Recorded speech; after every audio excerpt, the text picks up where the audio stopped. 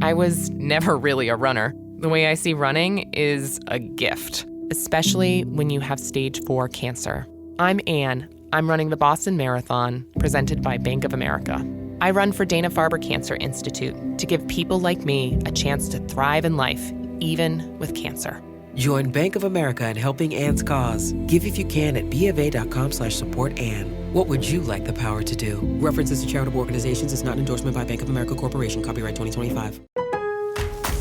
Hear that? It's SpringFest savings calling your name. Only at Lowe's. Right now, get a free Select Ego 56-volt battery when you buy a Select Ego trimmer, blower, or mower.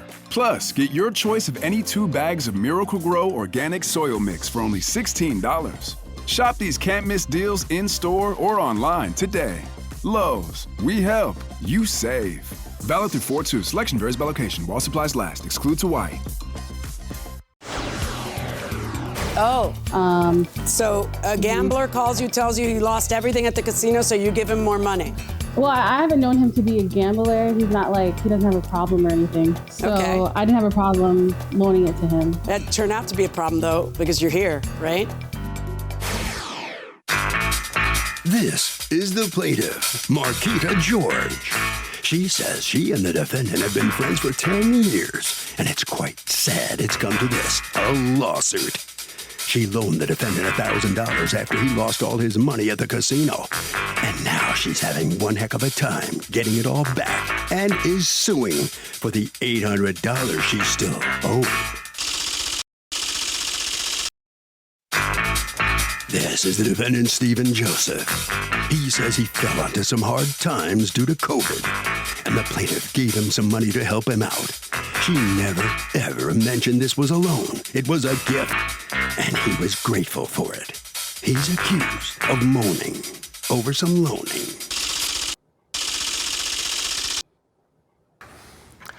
All parties, please raise your right hands. What you are about to witness is real. The participants are not actors. They are actual litigants with a case pending in civil court. Both parties have agreed to drop their claims and have their cases settled here before Judge Marilyn Milian in our forum, the People's Court. I do. People's Court is now in session. The Honorable Judge Marilyn Milian is now presiding.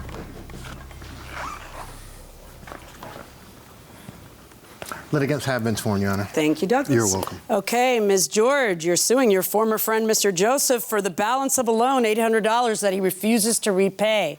How did you come about to loan him that money to begin with? He called me and said that he had lost the money at the casino. Oh. So a gambler calls you, tells you he lost everything at the casino, so you give him more money. Well, I haven't known him to be a gambler. He's not he doesn't have a problem or anything. So okay. I didn't have a problem loaning it to him. That turned out to be a problem, though, because you're here, right? Yes. Had you ever loaned him money before? I think we've probably loaned each other money small, $50, and I wouldn't call it a loan. It was just here you go, if you need something. But have you ever loaned each other $1,000? No. Okay. So, and were you dating him, or no, you're just friends? We're just friends. Okay. And do you specify with him when he's going to pay you back? I did not. I didn't think I needed to, just because, I know he works. I know that he's responsible. He has money. So I didn't, our friendship has never been I felt like I didn't need to reiterate. All right. So when was the first time that you asked him, hey, when are you going to pay that back? It was probably 2 months after, maybe 3 months, I think. And what did he say? I think I asked him, how's everything going? And, just wanted to know, when did you plan on start making payments back? And he was like, I haven't forgot about you. Just give me a little bit of time. Things are a little iffy right now. And I'm sure, no problem. All right. So the total amount he ever paid back was only $200. Yes. And did you tell him, look, I'm going to take you to court, or you didn't want the confrontation, you just took him to court? Months and months later, after I think I would message and call him and he wouldn't respond. And then I'm like, I see that you're on Facebook and you're not answering me.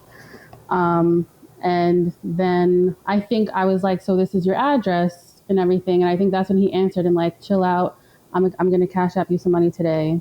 Mr. Joseph, tell me what the deal was with this $1,000, please. From my recollection. Oh, good afternoon, by the way. How are you today? Juez Milian. Good, thank you. How are you? I'm doing all right. Okay. From my recollection, her story is pretty accurate, except for the part where it being a loan. She had Except for the whole thing. I think she won the lottery. She won like a small lottery or something like that. And me losing money at the casino is right. She called me the same day that I lost the money. And I was like, wow, this is ironic. I was like, yo, let me get $1,000. And she was like, I got you. And how many people just rain $1,000 on you in your life that you would think that you didn't need to pay that back? I mean, if it was $10 or $50, a lot of people, kidding. What do you do with it? You gamble? No, I'm just kidding. Right, right. It's rare. That's why most people wouldn't think $1,000 was a gift. Why would you think it was a gift? Because when she won the lottery, she called me. So someone else winning the lottery is your windfall. Did you win the lottery, Ms. George? I won a small sum of like $5,000. And apparently, a fifth of it belongs to him because he knows you. All right, so yeah. So now you realize why it's a problem to loan somebody $1,000 and not secure it with a promissory note and a payment plan? Yes. Right? So, Mr. Joseph, why don't you explain to me why you paid $200 of it if it's a gift? She told me afterwards, she was like, yo, you got that money? And I was like, okay. Like, I didn't understand until I understood. And then I said, hey, my moral compass said, I'm going to pay her back. Well, but then why did you stop paying her back? I mean, I thought it was a gift. In turn, she told me it was a loan.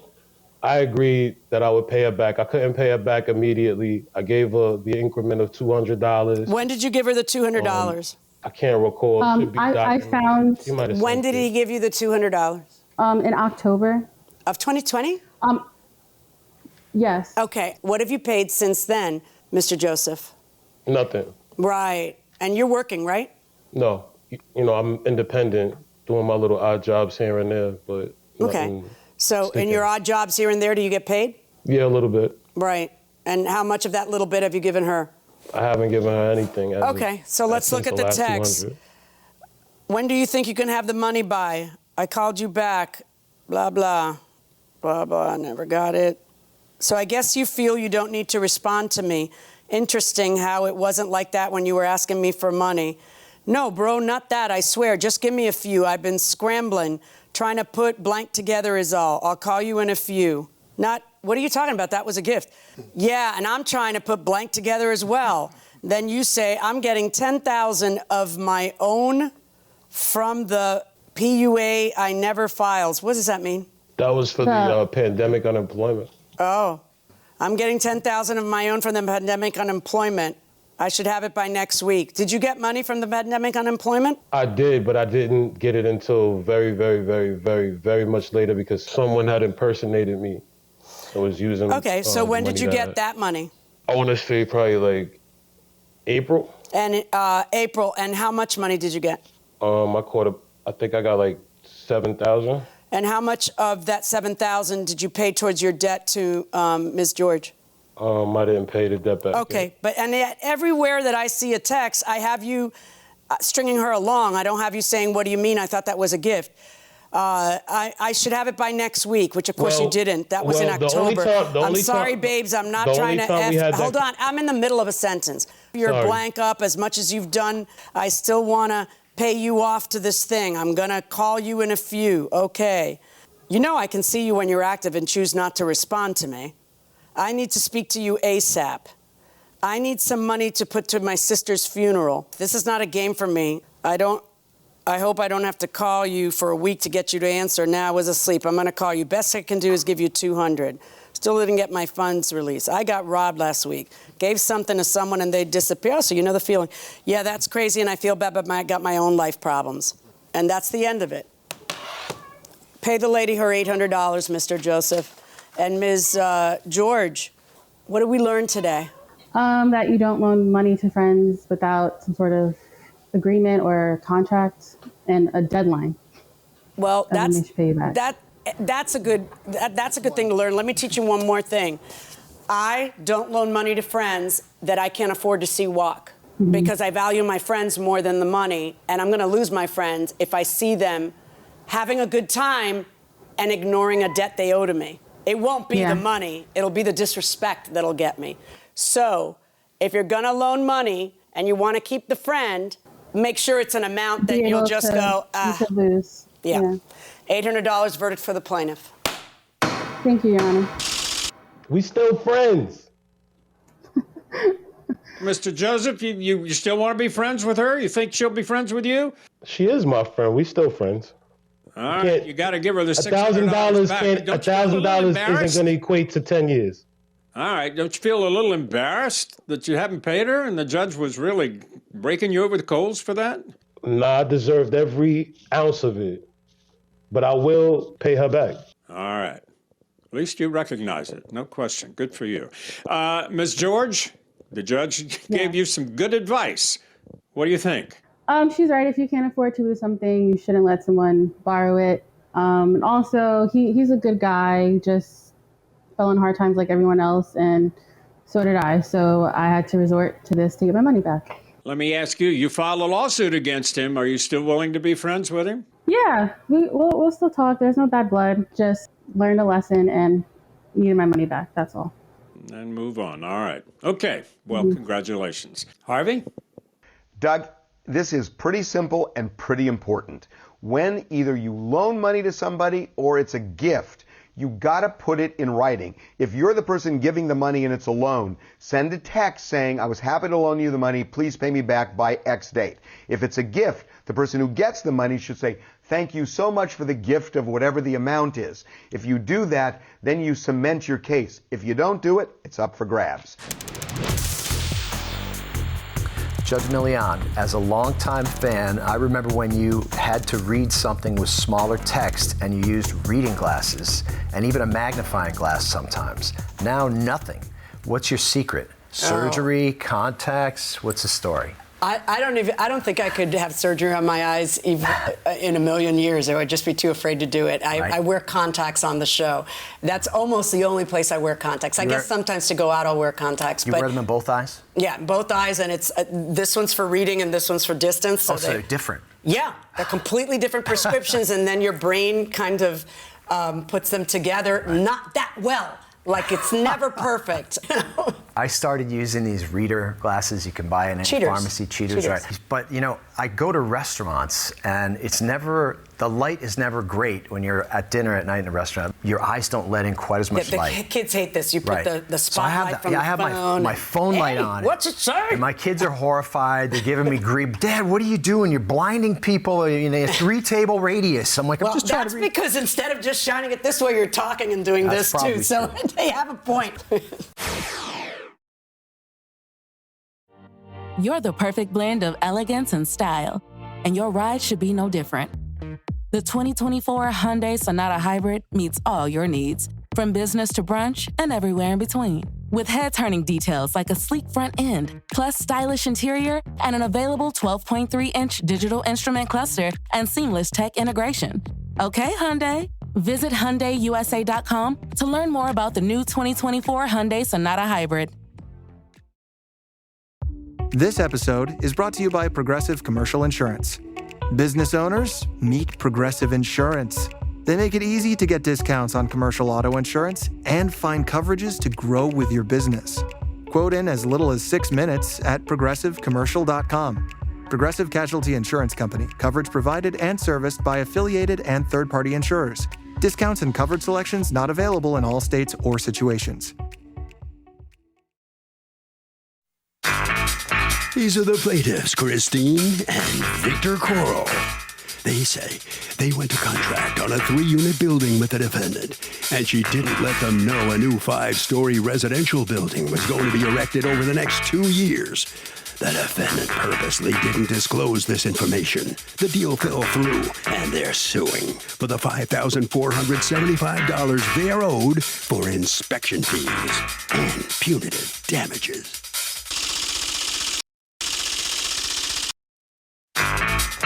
This is the defendant, Crystal. She says she had no idea a building was being built next door. In fact, the first she heard of it was when the plaintiffs told her about it. Bottom line, she's an honest person who did nothing wrong, and she owes zero. She's accused of hiding things.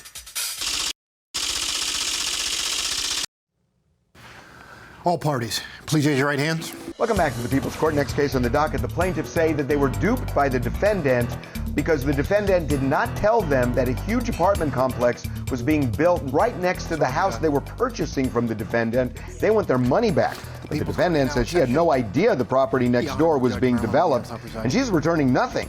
It's the case of failure to disclose. Thank you, Douglas. You're welcome. Okay, Mr. and Mrs. Corral, Yes. you're suing Ms. Crystal for $5,475.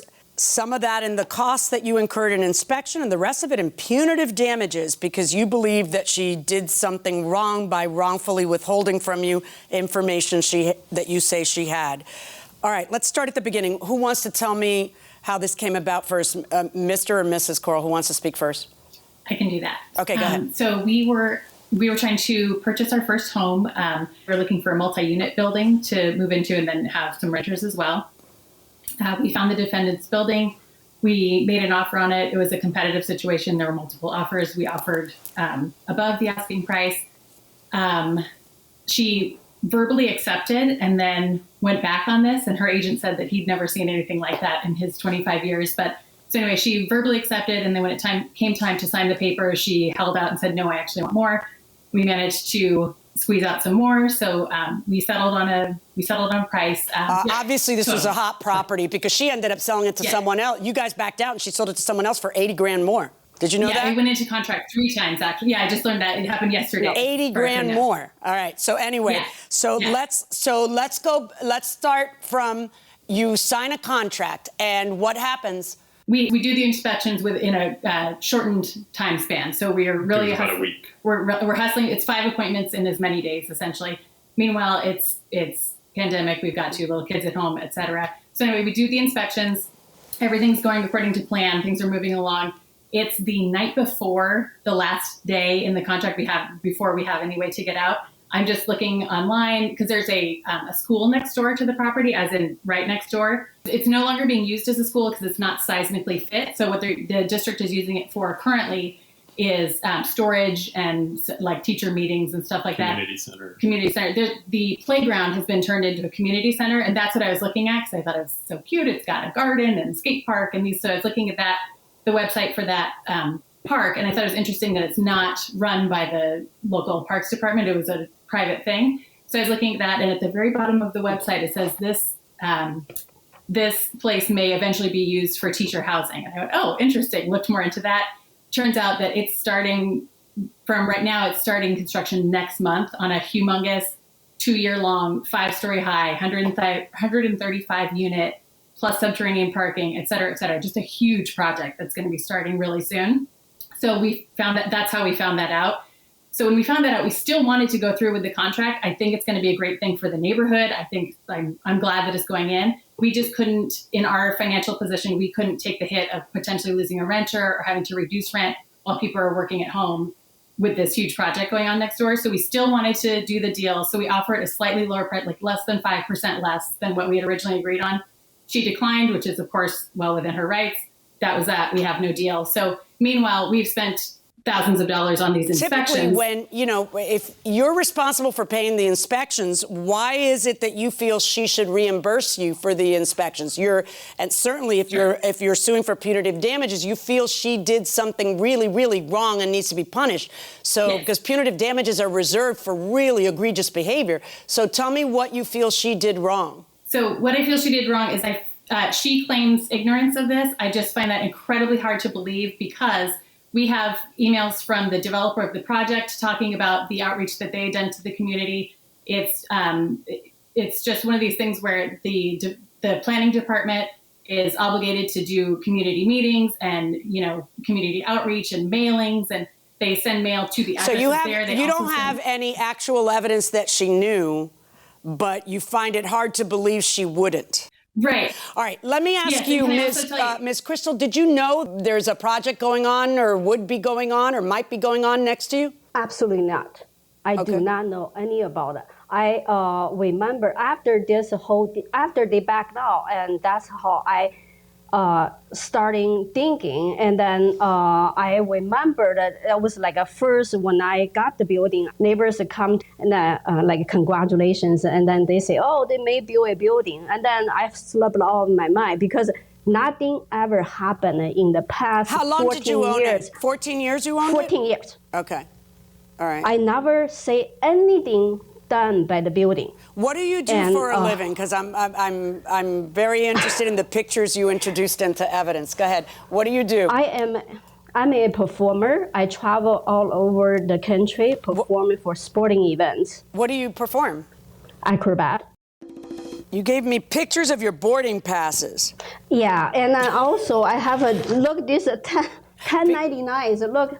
Look at how much 1099 I am I getting have. anxiety from all of the paper you're waving and the paper I'm looking at in this picture. Sorry. No, that's Sorry. fine. So you're sending me all these pictures of your car rentals. So you do a lot of traveling, and I guess your point is you may have missed the notice or whatever. But let me just ask you this: what ended up happening after they backed out of the deal? And then I went to check onto the internet, and then I learned the plaintiff told me that it was a low-income housing. I checked. No, it's a building for apartment building for school. I thought, wow, that was a wonderful thing, and then it's great stuff for the community. The city is doing very, very good things. And then I immediately put this information into the disclosure, and I got offers. Was it more or less? Was it more or less? A little more than that? Much more. I bet it's more after. Okay, and then because the I person put that you sold disclosure. it to, yeah, right. Yes. So let me hear from Mr. Corral. What makes you think? Let's assume for a moment she knew it. Let's just assume that. All right. You know, those disclosures are about telling you what's wrong with my house. They're not about telling you what the plan of a neighbor is. And you've come to court to say she did something wrong and she's got to recompense us for expenses that are normally your expense. So why would she have to tell you about what the plans of a neighbor are? Actually, in California and in San Francisco specifically, in the disclosures, there are about 2 or 3 opportunities and actually sections that detail out neighborhood conditions and any planned developments. Let me see the disclosure. Did you submit the disclosure into evidence? We did, Your Honor. It is the last file. It starts with 133 PDF. Okay, so tell me what item you want me to look at. Yeah, it's in the next page in section D, which states, are you aware of any inspections, report, notices, or plans that pertain to any neighborhood property or condition with which may affect the subject property? Right, she wrote don't know. Don't know. Okay. Correct, which we find hard to believe. I know you find hard to believe, but you know, as a plaintiff in a case, you guys have the burden of proving that she does know it. Yeah. Like you need to prove she does know. She's testifying. So I didn't know that, so I didn't lie because I didn't know it. The best way to do that would be the planning department. The San Francisco planning department is still closed, working remotely, so there is no central number. And I was after them, as you can imagine, because that's the smoking gun. All the evidence they send out to the location and to the tax record ownership address on I know. file. I have you saying that. I know you find it hard to believe, and I get what you're saying. And I may find it hard to believe, too. But you're asking me to find these ulterior motives other than that she truly didn't know because she's not on it because you saw those. She's a performer who travels all over the world. She's not, you know, I get such agita looking at first of all, I don't even know why she keeps all those boarding passes. I have no idea why she keeps them, but that's my tax. Oh, for the tax. Okay, but my heart is going like this every time I look at it because I fly for a living a lot, too, and it's so stressful. So, you know, the question is, did she lie? And you got to prove she lied. And so you guys are marching in here with I bet you knew. That's your case is, come on, I bet you knew. I see from your emails, Ms. Corral, with the project people that at the time that you're emailing with them, they were still looking for funding. It's been done. They knew it was very close, and it's kind of weird in the works for years. You expect that she knew absolutely it was gonna happen, and the best evidence of that she didn't deliberately withhold the information from you is the fact that she put the information and ended up selling it for $80 grand more. I mean, don't you guys kind of regret not buying it now? I would.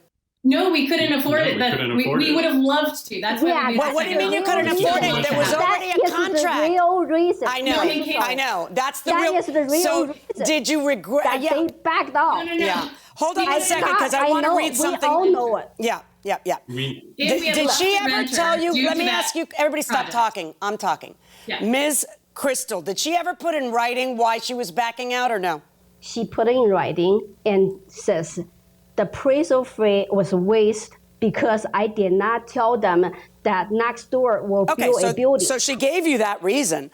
Look, my husband believes that the natural state of an envelope is sealed. He just takes anything that looks like he's not interested and puts it in a garbage can. So, I mean, you're going to have to prove actual knowledge and shiftiness on her part. That's for punitive damages and for having to. Right, I know, but if you don't have it, you don't have it, babe. You understand, right? If you don't have it, I don't have it. And then them's the rules. Another thing I'd like to say is that because we paid for these inspections and we have these inspections, you're supposed to be. You do know that when you're in high finance and you're sitting around like, I'm going to buy a big property, money making, you are the one who's supposed to pay for all that. It's very unique for you to try to pin this on her later. But go ahead, because those are your expenses. She owns it now. Yeah. So she now owns it and used it to market the property subsequently. That's perfectly allowable. That's perfectly allowable. She didn't do anything wrong. That's another thing that's in the disclosures. It says, are you aware of any inspections? And you have to disclose those to the next buyer. Right. So the next two people that she entered into, she used our So what? That doesn't mean she agreed to pay $3 grand to you. Sometimes the best decisions we make them and they cost us. They don't cost the other person. It sounds like maybe this wasn't in the stars for you. Like maybe it was too big a stretch, too nerve-wracking. You don't want to be biting your nails and worrying. You got 2 kids to worry about, COVID. The whole thing is maybe it's just too much. And I get that. The thing is, you were in the game and you played the game and there's a cost to the game and the cost of the game is $3 grand and you want to pass it off on her. And you have to prove to me that she, in a very shifty fashion, knew it and hid it from you so you'd buy the place. And the best evidence that didn't happen, not only do I believe she probably didn't know, and that's not a compliment, it's that she's not on top of her stuff. She's busy. She's an acrobat. She's doing 1,000 things, and she's flying everywhere. And she disclosed it to everybody else, and they thought it was the bomb. It was a cat's meow that was happening. We agree. You don't have it, guys. You don't have proof that she knew something and deliberately kept it from you. You don't have the proof. I'm ruling in favor of the defendant in this case. I wish you all luck. Bye-bye. Mr. and Ms. Corral, let me ask you how you feel about it. Are you surprised? A little bit. Frustrated that we couldn't get in touch with the planning department to get the actual records of everything that was sent. Yeah. Well, you certainly tried. I give you effort there, but the judge said you just didn't have the ammunition. So she can't fine for you if you don't have the information, and that's it. Sorry. That's the break. Yep. Ms. Crystal, I'm sure you feel a lot better now. What are you thinking? Yeah, I do feel better now because I feel like no reason people just trying to sue me for money. That's making me feel sad. Yeah, well, that the they judge back said it off. she believed you. She did not think you knew anything about it, so good for you. Well, congratulations. You're off the hook, okay? Thank you. I'm happy. I feel better now. All right. I'm sure you do feel better. Good for you. Harvey? Doug, when somebody is selling property, they have a duty to disclose material facts that affect that property. If the defendant knew about this building going up, I think that would have been a material fact that should have been disclosed. Simple fact, the judge said defendant didn't know. John mentioned once that he could tie a sheet bend and a half hitch. He sounds like a Boy Scout. Was he a scout, or why does he know how to tie lots of knots? I started to learn knots when I was really young, fishing, learning how to tie fishing knots. And then I was in Scouts And I learned a little bit there, but I didn't get very far. My oldest brother was an Eagle Scout, my brother Jimmy. But I do remember some stuff from Scouts, like the Cub Scout oath, which is like, it just burned into my skull because I had to learn it. Do it. I promise to do my duty to God and my country, to be square, and to obey the law of the pack. That was it, okay? But, you know, the funny thing is, you are pretty good with knots. I'm terrible with knots. No, but I mean, just tying stuff, you know, onto the car or stuff like that. I'm just insistent. Like, I'll secure something really well. But you always can take a ribbon and tie a really nice bow. I can't do that. You used to do that with the kids. You've just, like, gotten out of practice. I guess so, maybe. It's time for basketball, and Uber Eats is dropping deals on game day favorites to keep you locked in on the action. Like when you're craving a buzzer beater, but also buffalo wings. Or when an upset makes you want to ugly cry into a pizza. And right now, Uber Eats has game day deals from McDonald's, Popeyes, Pizza Hut, Wendy's, and hundreds more local favorites. So you can keep your eyes on the ball and your hands on a hamburger. Order now, only on Uber Eats. Product availability varies by region. See app for details. This is the plaintiff, Steve Hester. He says he repaired the air conditioning unit at the defendant's rental home, and she has ignored all his requests for payment. He refuses to be ignored any longer and is suing this irresponsible and ungrateful woman for the $146.81 he's owed.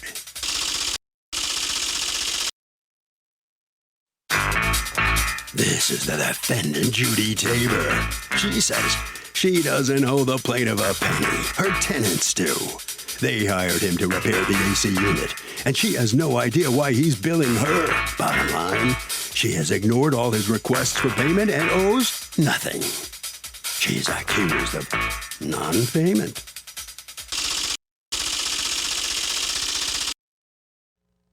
All parties, please raise your right hands. Welcome back to the People's Court. Next case on the docket. The plaintiff says he serviced the defendant's air conditioning unit and she is stiffing him. But the defendant says she didn't hire the guy, her tenant did, and he should get the money from them. It's the case of it's getting hot in here. Thank you, Douglas. You're welcome. All right, Mr. Hester, you are suing Ms. Tabor for a $146 repair bill from what, 2018? Yes, ma'am. Okay, tell me about it. Okay, tenant whoever's called crawling us- on the floor, actually tell him he's called- right in my picture. And that he'll probably end up on Jimmy Kimmel. Okay, go ahead. Go ahead, All right, Mr. Hester.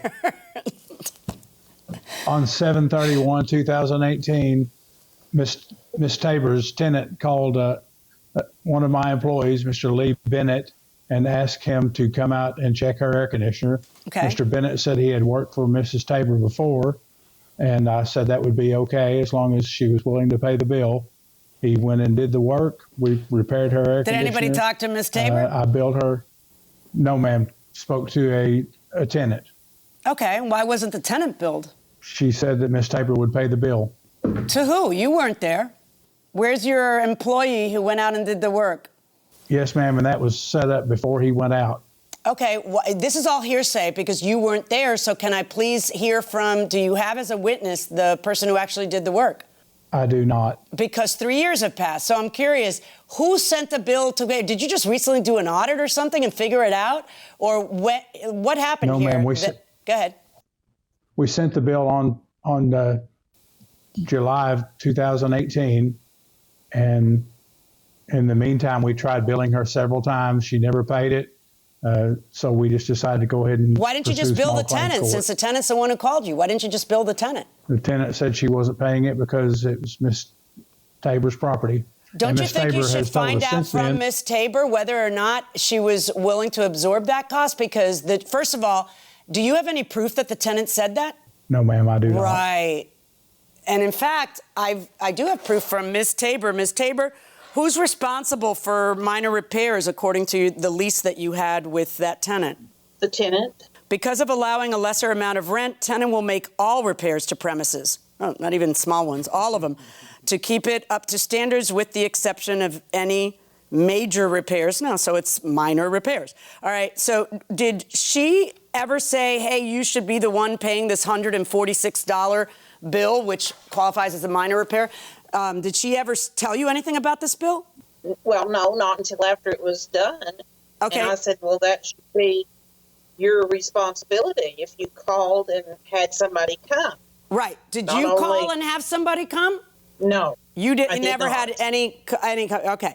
Now, according to Mr. Hester, he says that a person who's not testifying here today told him that you usually get billed. The guy who went out there, is he somebody who you've worked with before or no? Never. Okay. I don't know him. Right. Interesting. All right, so you told the tenant she had to pay, and then what happened? The next I knew that Mr. Hester had called me, and I told him the same thing. I said, who called you? Who contracted you to come do this bill? And he said, I don't know. But I said, well, nobody has talked to me. And he said, no, I haven't talked to you. And I said, well, you need to find out who asked you to do the work and bill them. Because I have a guy that goes out and checks in fact, that place isn't there anymore. But anyway, he would check everything and let me know what needed to be done. He might not have been able to do it. I might have had to call somebody else. But you'd like the opportunity to see if it's something that you have to pay for to use your guy. You didn't hire them. So if she didn't hire you, Mr. Hester, how is it that she should pay you? Who is the guy she used to use? It's not you. So It's probably my ex-employee. no, she said she'd never met your employee. So you got a lot. Your case is based on an intense amount of conjecture and speculation, isn't it, Mr. Hester? You realize that you have a 3-year-old bill nobody's paid and you want her to pay, but you don't have a contract with her. She never agreed to pay you. She owns the property, and So why what? did we go out if she didn't have the tenant call us? She didn't have the tenant call you. The tenant's response. I just showed you the lease. Did you see Did you see that? According to the That's lease, the first time I've ever seen that. Okay, well, how about, aside from the fact that that's what the lease says, if I'm the landlord and my tenant hires somebody to do gardening, that person sends me a bill, the first thing I would tell them is, I'm sorry, I didn't hire you. I mean, no matter what the lease said, if I didn't hire you, then why would I pay you? The person who calls you has to pay you. And whatever their arrangement is with their landlord is none of your business. That person pays you, and then that person can argue with the landlord and deduct it from the rent or whatever they want to do. But you can't just say, hey, you own the property, pay me because that other person left me hanging. Because really, that's what happened, right? Did you ever bill the tenant, and then the tenant refused to pay? I billed the tenant, and she said the landlord would pay us. Yeah, except for the landlord didn't hire you, did she? The tenant did. So why aren't you suing the tenant? I don't know either one of these people. Okay, and Miss that's Tabor right. never You denied did that no we did the truer work until things. now. No one cares if you worked there. The question is, who hired you to work there? Nobody's doubting you did the work. It's just that you seem to think, hey, I did the work, somebody pay me. Hey, I know you, the property owner. No, it's whoever contracted you to do a $146 repair. It's not the landlord because they own the property. There's no law that says that. So truer words were never spoken. I've never talked to these people. Okay, well, then I guess you can't really testify that Ms. Tabor agreed to do anything because she says nobody ever talked to her. The only thing that happened was you started sending her bills that don't belong to her. She didn't hire you. She doesn't have to pay you. Verdicts for the defendant. Well, Mr. Hester, what do you think about this? I disagree. You can disagree, but the judge makes the verdict and she finds against you. Put it this way, what have you learned from this? We will never go out unless the landlord calls us again. Now, the point is, when somebody books you, they're responsible to pay you. You should make sure they pay you. Don't just say it's the landlord. Wouldn't that be right? I suppose so. Well, hopefully you've learned a lesson here. I'm sorry, but that's $146. Obviously, you're not going to get paid. Ms. Tabor, let me ask you, do you feel bad for him? I mean, he repaired the air conditioning in your property. I don't feel bad. He should have talked to me before. We could have worked it out probably. But he was very rude, hung up on me and said he'd see me in court. I don't owe somebody that I didn't contract to work for me. Well, the judge agrees with you. I'm glad. How about that? I'm pleased with the verdict, yes. Okay, that'll wrap it up for the case. Thank you, Ms. Tabor. Good for you. Harvey?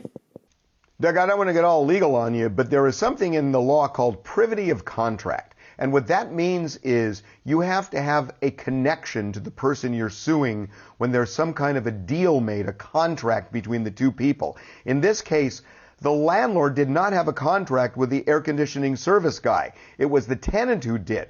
The tenant is on the hook. That's what the judge said. So the air conditioning guy can go back, sue the tenant, and he'll probably win.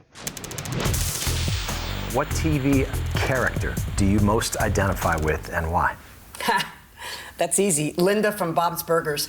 Oh, of course. Right? Linda, yes, of course. Linda, because she has 3 children who she cannot get out of her grill, who she adores, and the silly things that she says. She likes red wine. She likes red wine. Mommy doesn't get drunk. Mommy gets happy. I've received a T-shirt that says that every Christmas for the last I don't know what, and I actually met John Roberts, the voice of Linda, and I was so excited. We both ended up on the same show. I got to with you we to went his to his wedding, which was wonderful. And we were like, okay, I am not letting go of. And we went to dinner, we became friends, but I truly did identify with that character. I'm going to say I most identify with, and this is not really quite as accurate. It's more of like a Walter Mitty fantasy kind of thing. Harry Bosch, okay? Oh, from the detective show Bosch. Oh my gosh, you're obsessed with that guy. My mom and my dad were police officers. My mother was a homicide detective. Harry Bosch is a homicide detective in the show, and he listens to jazz. I listen to a lot of blues. I like older music. He's got a turntable. I have a turntable. What's the actor's name?